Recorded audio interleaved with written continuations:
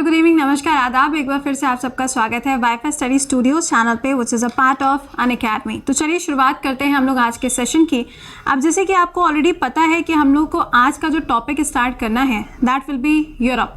Europe की starting मैंने आपको बता दी थी, यूरोप का जितना बेसिक फैक्ट था वो भी मैंने आपको बता दिया था। तो आज हम लोग जो आगे का सेक्शन कवर करेंगे वो होगा यूरोप की रिवर्स के बारे में। तो चलिए ज़रा शुरुआत करेंगे उस पर्टिकुलर टॉपिक के साथ में, लेकिन उससे पहले आपको बता दें कि आप में से जो स्टूडेंट ऐसे हैं जो आज क्लास में पहली बार आ रहे हैं या फिर फर्स्ट टाइम इस सेशन को देख रहे हैं, तो ये ध्यान रखिएगा कि आपका ये जो क्लास है इसकी कंप्लीट सीरीज़ चल रही है और सीरीज़ को मिस मत करिए, क्योंकि अगर आप सीरीज़ को मिस करेंगे तो दिक्कत हो जाएगी। आधा आता होगा, आधा नहीं आता होगा, तो ऐसा मत करिए। इसके अलावा आपका ये जो दो स्पेशल क्लासेस हैं, ये दोनों क्लासेस आपके अनअकैडमी पे ऑलरेडी स्टार्ट हो चुके हैं। नहीं ज्वाइन किया है तो अब तक ज्वाइन कर लीजिएगा, वीडियो के डिस्क्रिप्शन में लिंक मेंशन है। Follow me on Unacademy. Secondly, आपका सबसे इंपॉर्टेंट जो क्लास है दैट इज करेंट अफेयर्स। ये क्लास आपका होता था सुबह 7 बजे, लेकिन इसके समय को थोड़ा सा बदल दिया गया एंड नाउ इट्स 6:45 AM। सुबह आपका 6:45 बजे अभी ये क्लास रहता है। इंपॉर्टेंट क्यों है? इतने सारे जो पेपर्स हो रहे हैं उसको देखने के बाद में आपको खुद अंदाजा हो गया होगा कि वाई इट इज इंपॉर्टेंट। ठीक है, तो इस क्लास को मत करना। ये कितने बजे होता है? सुबह होता है, इस टाइमिंग पे होता है, और साथ में ये ध्यान रखिएगा कि इसके अंदर आपके सारे एग्जाम्स कवर होते हैं। चलिए, अच्छा, शुरुआत करेंगे हम आगे की, लेकिन उससे पहले एक बार से क्लास का जो लिंक है उसको अपने फ्रेंड्स के साथ में शेयर कर दीजिएगा सो दैट बाकी स्टूडेंट भी क्लास में जुड़ पाएँ। आगाज़ किया जाए। कमेंट बॉक्स में एक बार से थम अप करके बताइएगा। वेल, आज का जो टॉपिक है वो रिवर्स के बारे में हम पढ़ेंगे। ठीक है, अब when we talk about rivers, तो देखो यहाँ पे बहुत सारी आपको रेड कलर की और ब्लू कलर की लाइंस नजर आ रही हैं, राइट। अब इसमें से इंपॉर्टेंट कौन सी है? सारी थोड़ी ना कोई पढ़ता है। तो देखो यहाँ पे कंट्री के हिसाब से चलो। ये जो कंट्री आपको नजर आ रही है ये है जर्मनी। जर्मनी में आपको एल्बे और ओडर, ये दो रिवर्स के नाम याद रखने हैं। दूसरा देखो, जर्मनी के जस्ट नीचे की साइड पे देखोगे तो आपको फ्रांस की लोकेशन मिलेगी, और फ्रांस की लोकेशन में ध्यान रखिएगा कि आपको राइन रिवर और रोन रिवर दोनों की दोनों देखने को मिलेंगी। नेक्स्ट पॉइंट, फ्रांस के अंदर ही आपको एक और रिवर मिलती है जिसका नाम है सीनी रिवर, और इसी नदी के किनारे आपको पेरिस की लोकेशन मिलेगी। थोड़ा सा मैप में नीचे के साइड पे जाओगे तो वहाँ नीचे के साइड पे आपको स्पेन मिलेगा और वहाँ पे भी आपको एक रिवर मिलेगी। तो आइए ज़रा एक एक करके सारे रिवर्स को कवर करना स्टार्ट करते हैं। सबसे पहले एंड इम्पॉर्टेंट रिवर जिसका नाम है वोल्गा रिवर। अब देखो इसमें से याद क्या क्या करना है। सबसे पहला पॉइंट, ये जो वोल्गा रिवर है, अगर हम इसके ओरिजिन की बात करते हैं तो इसकी जो उत्पत्ति होती है वो आपको वेल्दाई हिल्स से देखने को मिलेगी, और ये हिल्स कहाँ पे आपको मिलेंगे? सेंट पीटर्सबर्ग पे इसकी आपको लोकेशन मिलती है। पॉइंट टू बी नोटेड, अगर आपसे पूछा जाता है कि यूरोप की सबसे बड़ी नदी कौन सी है तो आप आंसर करोगे वोल्गा रिवर है। सेकेंड पॉइंट, अगर आपसे कहा जाता है कि ये अपना सारा का सारा वाटर कहाँ पे ड्रेन आउट करती है, यानी कि डेल्टा कहाँ पे बनाती है, तो आप आंसर करोगे कैस्पियन सी पे जाके ये क्या करती है? डेल्टा की फॉर्मेशन करती है। अगला सुनिएगा। अब कैस्पियन सी पूछना पड़ेगा, जरा एक बार से बता दो, कैस्पियन सी जो है ये टोटल कितनी कंट्रीज के साथ में बॉर्डर शेयर करता है? कमेंट बॉक्स में मेंशन करके बताइएगा। चलो, अच्छा, अब आते हैं मैप में, और मैप में आप यहाँ पे लोकेट कर सकते हो इस पर्टिकुलर रिवर को। यहाँ से इसका ओरिजिन हो रहा है, और ये रिवर इस तरीके से आते हुए यहाँ से होते हुए यहाँ से जाएगी किधर के साइड पे? इस तरीके से इसकी आपको कुछ लोकेशन मिलेगी। ठीक है, अच्छा, अब पॉइंट, वोल्गा रिवर आप देख रहे हो, ये अगर कंट्री पूछ ली जाएगी कि कौन सी कंट्री है तो कंट्री के रिस्पेक्ट में तो आप रशिया बोल दोगे, लेकिन अगर आपसे कॉन्टिनेंट के रिस्पेक्ट में पूछा जाएगा तो ये ध्यान रखिएगा कि ये यूरोप के कॉन्टिनेंट में आपको मिलेगी। ठीक है, नेक्स्ट पे आते हैं। अगली रिवर जो यहाँ पर है दैट इज डेनूब रिवर। अब डेनूब रिवर क्यों पूछी जाती है? तो देखो, डेनूब रिवर हमसे इसलिए पूछी जाती है क्योंकि इस पर्टिकुलर एरिया में सबसे ज़्यादा एरिया जो कवर करती है वो कौन सी है? डेनूब रिवर। टोटल कितने देशों में से होते हुए जाएगी? 10। आप कहोगे मैम 10 से होते हुए जाएगी। देखो, मैंने इसमें जहाँ से ओरिजिनेट हो रही है उसको भी इंक्लूड किया है, जहाँ पे जाके ये डेल्टा बना रही है मैंने उसको भी इंक्लूड किया है। ठीक है, तो अगर आपसे सवाल में पूछा जाए पासेस फ्रॉम, शब्दों का फेर है। अभी देख चुके हो पीटी के अंदर इतने एक्साइटमेंट में कुछ लोगों ने आंसर मार्क किया कि वो गलती करके चले आए। ठीक है, तो अगर आपसे यहाँ पे पूछा जाता है कि कहाँ से ओरिजिन हो रहा है और कहाँ पे जाके डेल्टा बना रही है, तो दोनों पॉइंट्स आपके लिए इंपॉर्टेंट है। टोटल नंबर ऑफ कंट्रीज ये हो जाएगा। अच्छा, अब इसका सोर्स कहाँ से, यानी कि इसका जो ओरिजिन होता है वो इसका ओरिजिन कहाँ से होगा? तो इसका ओरिजिन होगा ब्लैक फॉरेस्ट से, और ब्लैक फॉरेस्ट कहाँ मिलेगा? जर्मनी के अंदर है। पॉइंट, ब्लैक फॉरेस्ट, ये हम किसी पेस्ट्री की बात नहीं कर रहे हैं, ब्लैक फॉरेस्ट का मतलब है माउंटेन हिल्स। अब आधों की तो हंसी नहीं रुकेगी, oh my god ma'am you are talking about the pastry. नहीं, हम पेस्ट्री के बारे में बिल्कुल भी बात नहीं कर रहे हैं, ठीक है। दूसरा पॉइंट, डेल्टा कहाँ बनाती है, तो इसका जो डेल्टा फॉर्म होता है वो आपको ब्लैक सी में देखने को मिलेगा। आइए जरा मैप में एक बार से इसको लोकेट कर लेते हैं। इस मैप के हिसाब से आप देखोगे तो आपको ये रही डैनूब रिवर, ये जर्मनी से होते हुए आप देख रहे हो इतने सारे कंट्री से पास करते हुए इधर के साइड पे जाती है, और अगर आप यहाँ पे देखोगे तो इस जगह पे आपको ब्लैक सी की लोकेशन मिलेगी। सेकेंड पॉइंट, कई बार सवाल में पूछा जाता है कि ये जो डैनूब रिवर है ये कौन कौन से देशों के बीच में बॉर्डर फॉर्म करती है, तो आपको यहाँ पे नजर आ रहा है और यहाँ पे नजर आ रहा है, दिख रहा है बिल्कुल बॉर्डर पे ब्लू कलर की लाइन दिख रही है। तो ध्यान रखना, ऑस्ट्रिया वही जगह जहाँ से वर्ल्ड वॉर की शुरुआत होती है। दूसरा ऊपर के साइड पे क्या नजर आ रहा है, स्लोवाक, और नीचे के साइड पे क्या है, हंगरी। ये तीनों जो देश हैं आपस में एक दूसरे के साथ में बॉर्डर शेयर कर रहे हैं और यहाँ से रिवर होते हुए जा रही है। अब सवाल आपको क्या पूछा गया है, किस हिसाब से आपको ऑप्शन दिए, ये आपको देखना पड़ेगा। बस ये ध्यान रखना कि दोनों तरफ ये क्या कर रही है, बॉर्डर फॉर्म कर रही है। चले नेक्स्ट की तरफ चलते हैं। अगली है यूरल रिवर। देखो यूरल रिवर के ऊपर सवाल नहीं आता, सच्ची सच्ची बताऊं इस रिवर के ऊपर सवाल नहीं आता, क्वेश्चन इसके माउंटेन के ऊपर पूछा जाता है। तो अगर तुमसे सवाल में पुटअप किया जाए कि ये बताओ कि इसका ओरिजिन कहाँ से होता है, तो यूरल माउंटेन से इसका ओरिजिन होता है। सवाल कमेंट बॉक्स में आंसर करके बताओ कि ये जो यूरल माउंटेन लिखा है ये कौन कौन से कॉन्टिनेंट के बीच में बॉर्डर बनाता है, फटाफट से आंसर करो। सेकेंड पॉइंट, इसका डेल्टा कहाँ बनता है, कैस्पियन सी में जाके इसका डेल्टा बनता है। और जो सवाल मैंने अभी आपसे पूछा है उसका आंसर क्या हो जाएगा, Europe and Asia will be the right answer. यानी कि यूरोप और एशिया के बीच में जो यहाँ पर एक बॉर्डर फॉर्म करेगा वो कौन सा है, यूरल रिवर। आप देख सकते हो ये रही लोकेशन किसकी, यूरल रिवर की। अच्छा रिवर तो समझ में आई, लेकिन ऊपर के साइड पे देखोगे तो आपको माउंटेन भी दिख रहा है, नीचे के साइड पे देखोगे तो आपको कजाकिस्तान की लोकेशन मिलेगी, और इधर के साइड देखोगे तो आपको रशिया की लोकेशन मिलती है। तो दिस इज इम्पॉर्टेंट कि यहाँ पर एक बॉर्डर जो है वो ये फॉर्म करेगा, ठीक है। अगला सुनिएगा, नाइपर रिवर, इसको नाइपर पढ़ना, ठीक है। डी जो है ना वो साइलेंट है, पता चला डी भी यहाँ पे काउंट कर लो। तो यहाँ पे नाइपर रिवर आपको नजर आ रही है। अब सुनिएगा, अगर आपसे पूछा जाता है कि इसका सोर्स क्या है, यानी कि इसका ओरिजिन कहाँ से होता है, तो वेल्दाई हिल जो कि रशिया के अंदर है वहां से इसका ओरिजिन होगा। नेक्स्ट पॉइंट, इसका भी डेल्टा कहाँ बनेगा, तो ब्लैक सी में जाके इसका भी डेल्टा फॉर्म होता है। यहाँ से देखो ज़्यादा चीज़ें आपको समझने वाली नहीं है, इस पर्टिकुलर जगह से आपको मैक्सिमम चीज़ों को रट्टा मारना है, ठीक है। अच्छा अब सुनो, जब हम इस रिवर की बात कर रहे हैं, एक सेकेंड, हाँ, जब हम इस रिवर की बात करेंगे तो ये ध्यान रखना, इसका जो फ्लो देख रहे हो है ना, ये किधर के साइड पे आ रही है, ब्लैक सी के साइड पे आ रही है। अब पॉइंट यहाँ पर ये है कि ऊपर के साइड पे यहाँ पे सी ऑफ एजोव है, नीचे के साइड पे आपको ब्लैक सी मिल रहा है, तो इसके बीच में कोई ना कोई तो स्ट्रेट होगी। तो यहाँ पे जो स्ट्रेट है उसका नाम क्या है, बॉस्फोरस स्ट्रेट। पेपर के अंदर करोड़ों बार ये सवाल पूछा गया है, ठीक है। तो ये ध्यान रखिएगा, सी ऑफ एजोव एंड ब्लैक सी के बीच में। अच्छा कई बार क्वेश्चन आपसे ये भी पूछा जाता है कि जो टर्की है, अब आप जानते हो कि जो टर्की है वो आपको एशिया में भी मिलेगा, यूरोप में भी मिलेगा। मेरा सवाल आपसे ये है कि जो टर्की की लोकेशन है वो कौन कौन सी दो वाटर बॉडी के बीच में, कमेंट बॉक्स के अंदर आंसर करके बताइएगा।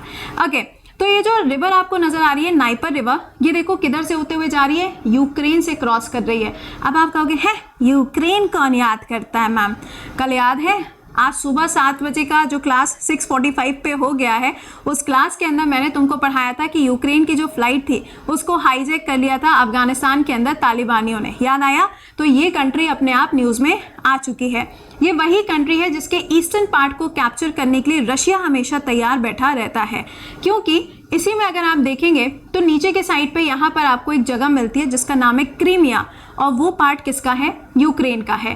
क्रीमिया के ऊपर अक्सर रशिया जो है वो अटैक करता रहता है, और 2014 की अगर हम बात करें तो जब रशिया ने क्रीमिया के ऊपर अटैक किया था उसके बाद से G7 जो हम आज के समय पर देख रहे हैं ना, ये रीज़न यही है क्योंकि रशिया जो है वो इसमें से क्या हो गया था, बाहर हो गया था। पहले ये G7 G8 हुआ करता था, ठीक है। तो ये हो गया। अच्छा एक सवाल यहाँ से और बनता है, वो क्या है, नाइपर नदी के किनारे पर कौन सा शहर देखने को मिलता है, तो आपको कीव यहाँ पर देखने को मिलेगा, और ये ध्यान रखना Kyiv is a capital of Ukraine, ठीक है। चलो अच्छा, उस क्वेश्चन का आंसर भी हम बता दें कि जो टर्की है उसकी जो लोकेशन है वो 2 सी के बीच में है, ब्लैक सी एंड मेडिटेरेनियन सी, काला सागर और भूमध्य सागर के बीच में आपको मिलेगी। चलो अगला वाला सवाल, डॉन रिवर। डॉन रिवर के लिए ओरिजिन नहीं पूछा जाएगा, पहले ही बता दें, क्योंकि ओरिजिन अगेन रशिया से है। लेकिन हाँ, ये डेल्टा कहाँ पे बनाती है, गलती से सवाल बन सकता है, अदरवाइज इस रिवर के ऊपर आज तक कोई भी सवाल नहीं पूछा गया है। सी ऑफ एजोव में जाके ये अपना डेल्टा फॉर्म करती है। तो आप देख सकते हो ये रही डॉन रिवर, ये इस तरीके से जाएगी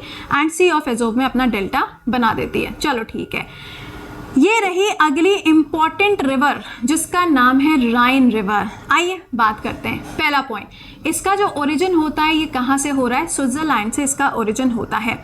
अब आप कहोगे मैम स्विट्जरलैंड क्यों इंपॉर्टेंट है? अरे भाई, चाहे आप ज्यूरिक्स की बात करो, चाहे आप किसी और शहर की बात कर लो, फॉर एग्जाम्पल क्लॉगनी की बात करो, ग्लैंड की बात करो, ये जो कंट्रीज़ के पार्ट होते हैं ना, सिटीज़ जो होते हैं, उसके ऊपर क्वेश्चन बनता है। एंड ये सारे के सारे शहर आपको स्विट्जरलैंड के अंदर मिलेंगे, क्योंकि इसको बोला जाता है न्यूट्रल कंट्री। क्या कहते हैं? Neutral country. और किसी भी कंट्री को अगर हम न्यूट्रल कंट्री कहते हैं, इसका मतलब ये हो गया कि वहाँ पर मैक्सिमम चीज़ों के हेडक्वार्टर आपको मिलेंगे। ठीक है, अच्छा अब ये डेल्टा कहाँ पर बनाती है? तो ये डेल्टा देख रहे हो, रोटरडैम। जरा कमेंट बॉक्स में छाप देना एक बार से कि रोटरडैम जो है वो कहाँ पर लोकेटेड है, कौन सी कंट्री का ये हिस्सा है। अब देखो यहाँ पे मैप के अंदर, मैप में आपको नजर आ रहा होगा ये रही राइन रिवर। ठीक है, ये इस तरीके से होते हुए जा रही है कहाँ, रोटरडैम की तरफ। और ये जो रोटरडैम नाम की जगह देख रहे हो ये कहाँ है, नीदरलैंड के अंदर लोकेटेड है। नीदरलैंड इसलिए ज़रूरी हो जाता है क्योंकि नीदरलैंड की जो कैपिटल है वो क्या है, कमेंट बॉक्स में लिखो भैया, हमेशा हम ही बताएं, एक बार से लिखो कमेंट बॉक्स में। अच्छा बता देते हैं, एम्स्टरडैम है और यहीं पे नीदरलैंड में द हेग मिलेगा।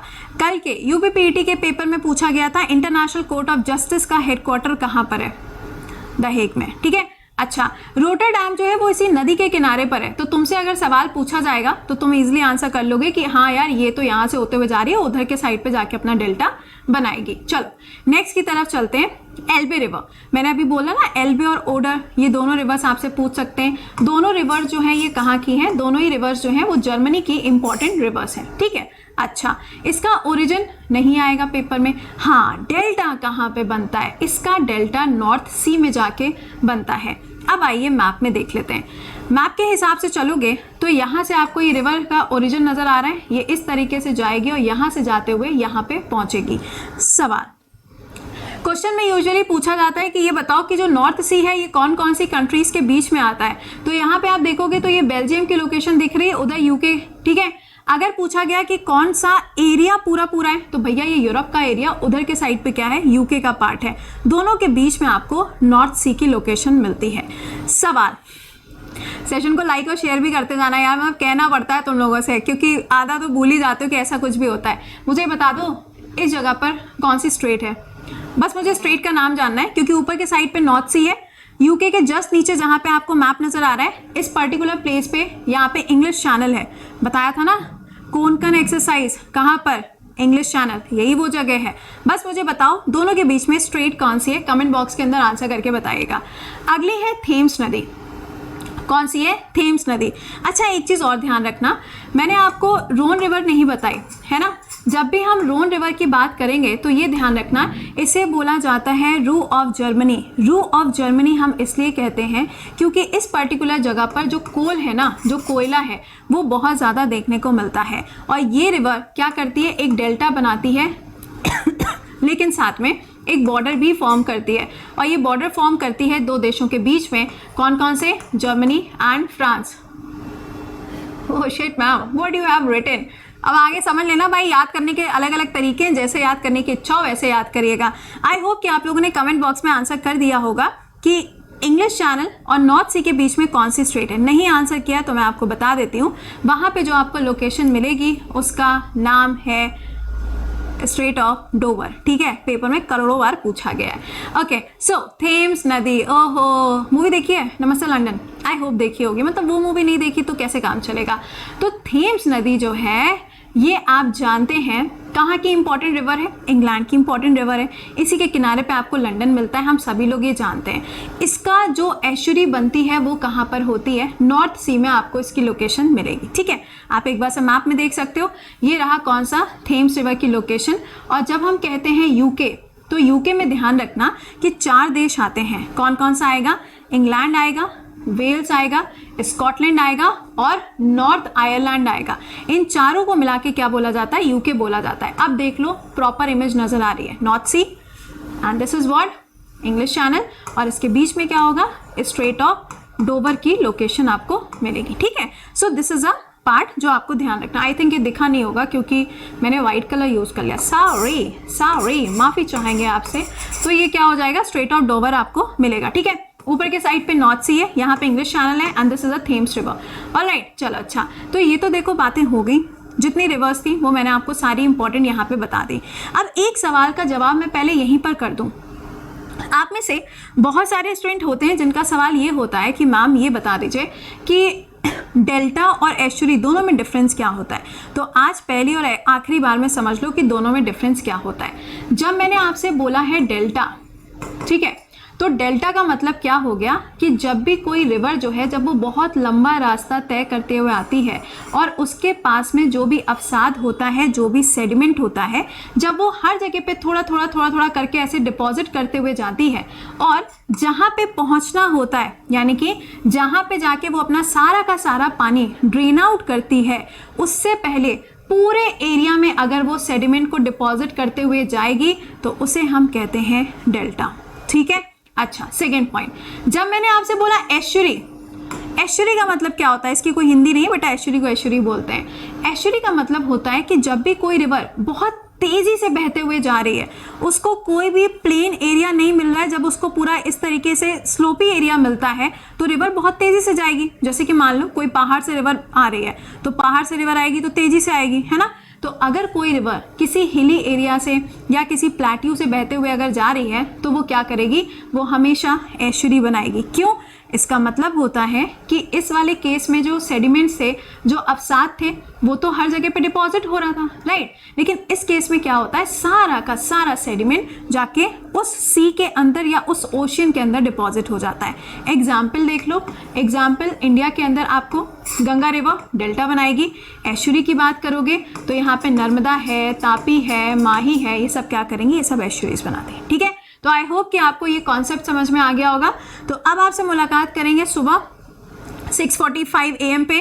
क्लासेस को मिस मत करिए, अगेन आई एम सेइंग, क्योंकि फिर लास्ट मोमेंट पे जब एडमिट कार्ड आ जाता है तो आपके दिमाग में ना स्ट्रेस बहुत ज़्यादा हो जाता है। तो उस स्ट्रेस को रिलीज आउट करने के लिए आपके लिए सबसे अच्छा तरीका होता है कि रेगुलर आप क्लासेस को अटेंड करते रहो। ठीक है, चलिए सुबह मुलाकात करेंगे। सेशन को एक बार से लाइक और शेयर मारिएगा। अगर अपनी एटलस में ड्रॉ कर लिया हो तो कमेंट बॉक्स में मेंशन करना। अच्छा, कल क्या पढ़ेंगे, देखिए किसी का मैसेज आया था कि मैम आप आखिरी में कंट्री ऐड करना शुरू कर दो। ठीक है, मैंने मैसेज पढ़ लिया था और वो कल से स्टार्ट भी हो जाएगा। बट कल हम लोग कुछ पर्टिकुलर कंट्रीज़ के बारे में पढ़ेंगे जो कि यूरोप की कंट्रीज़ हैं। ठीक है, क्योंकि कुछ कंट्रीज़ के ऊपर कई बार सवाल बन जाता है, राइट। इसके अलावा आपका जो नया बैच है अनअकैडमी पे पेड बैच, ये ऑलरेडी 25 से स्टार्ट हो गया है। नहीं ज्वाइन किया है तो ज्वाइन कर लीजिएगा। ये बैच आपको यहाँ पे 13 मंथ्स के लिए मिलेगा, जिसका अमाउंट कितना है 5850, जिसके ऊपर आप कोड लगाओगे तो आपको डिस्काउंट मिलेगा 10% का। इंपॉर्टेंट है, प्रति 10 कोड यूज़ करके आप इस बैच को ज्वाइन कर सकते हो। सेकेंडली, ये बैच आपके हर एक एग्जाम को कवर करेगा, चाहे आप किसी भी एग्जाम की तैयारी क्यों ना कर रहे हो। तो चलिए फिर मुलाकात करते हैं सुबह आप लोगों से 6:45 AM पे। टिल देन खुश रहिए, मुस्कुराते रहिए, सेशन को लाइक एंड शेयर करना मत भूलिएगा। Till then bye bye and take care.